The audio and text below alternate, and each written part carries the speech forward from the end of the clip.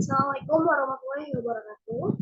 Sebelumnya, perkenalkan kami dari kelompok 2, mata kuliah Pendidikan Kewarganegaraan, yang beranggotakan 1. Alena Samahaya Alwafa, 2. Anissa Amalia Putri, 3. Dea Kanisa Putri, 4. Oktaviana Krisa Putri, dan 5. Aulia Anissa Himati Balkis. Di sini kami akan mempresentasikan mengenai pelaksanaan agenda pembangunan ekonomi dan peningkatan kesejahteraan rakyat. Next.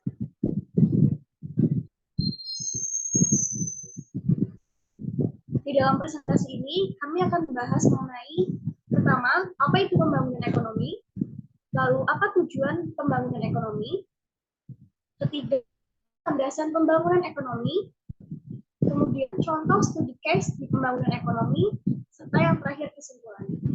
Untuk akan dipresentasikan oleh teman saya.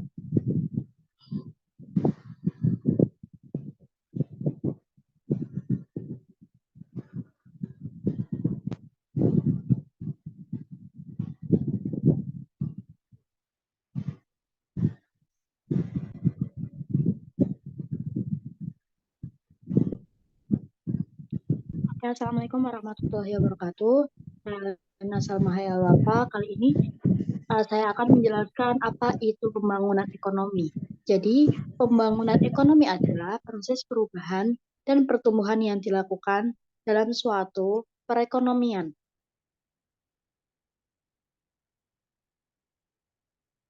Next, adapun tujuan dari pembangunan ekonomi yaitu meningkatkan kesejahteraan masyarakat dalam rangka meningkatkan kesejahteraan masyarakat, maka diperlukan pertumbuhan ekonomi yang meningkat dan distribusi pendapatan yang lebih merata. Selanjutnya akan dijelaskan oleh teman saya.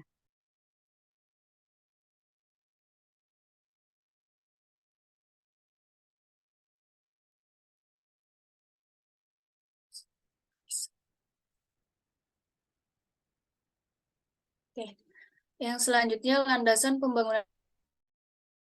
pembangunan ekonomi ini didasari oleh Undang-Undang Republik Indonesia Nomor 32 dan 33 Tahun 2004. Undang-Undang Republik Indonesia Nomor 32 Tahun 2004 ini berisi tentang pemerintahan daerah, merupakan instrumen pokok dalam penyelenggaraan pemerintah daerah. Sebagaimana diketahui, penyelenggaraan pemerintah daerah dipengaruhi oleh dinamika politik nasional. Undang-Undang Republik Indonesia Nomor 33 Tahun 2004 tentang perimbangan keuangan antara pemerintah pusat dan pemerintah daerah. Yang selanjutnya akan dibacakan oleh teman.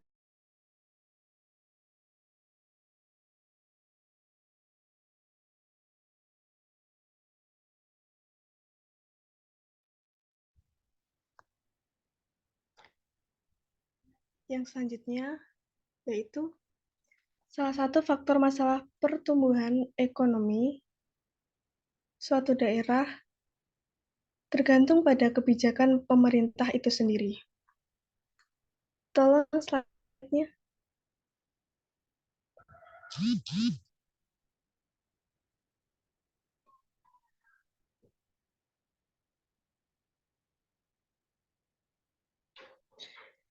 Yang selanjutnya, pertumbuhan ekonomi suatu daerah dapat diukur dengan melihat PDRB dan laju pertumbuhannya atas dasar harga konstan.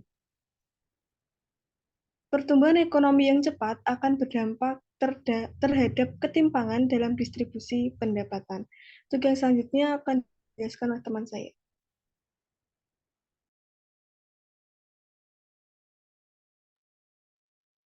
Oke, untuk studi kasus pembangunan ekonomi,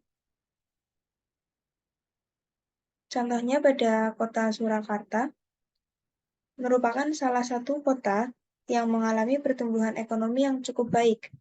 Dalam penelitian Purwaningsih 2014, perekonomian kota Surakarta dalam kurun waktu 2007 sampai 2011 dengan rata-rata 5,8% berada di urutan kedua setelah Kabupaten Sragen. Dalam kawasan andalan Subosukawonosraten, besarnya nilai pertumbuhan ditentukan oleh range selisih nilai yang terjadi.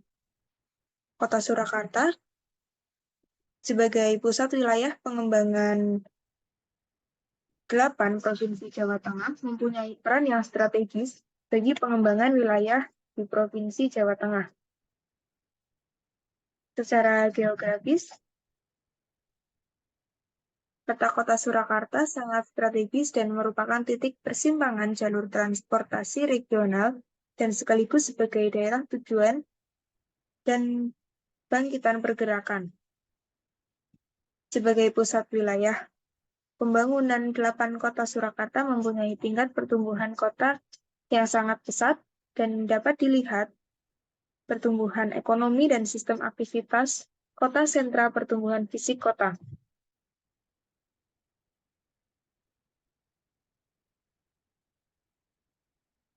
Nah, pertumbuhan ekonomi yang sangat tinggi melebihi persentase pertumbuhan penduduk akan mampu meningkatkan kesejahteraan penduduk yang ditandai dengan semakin tingginya pendapatan per kapita masyarakat.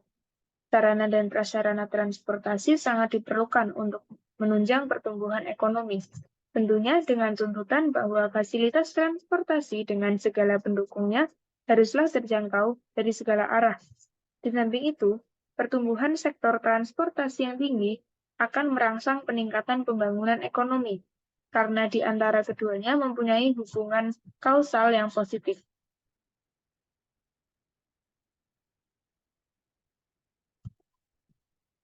Selanjutnya untuk kesimpulannya sendiri yaitu bahwasanya pembangunan ekonomi merupakan upaya untuk mencapai pertumbuhan ekonomi yang berkelanjutan dan inklusif, meningkatkan kualitas hidup masyarakat, mengurangi kemiskinan, mengurangi ketimpangan ekonomi dengan perhatikan aspek sosial dan lingkungan. Sekiranya sekian pemaparan materi dari kelompok 2. Kurang lebih mohon maaf. Terima kasih. Wassalamualaikum warahmatullahi wabarakatuh.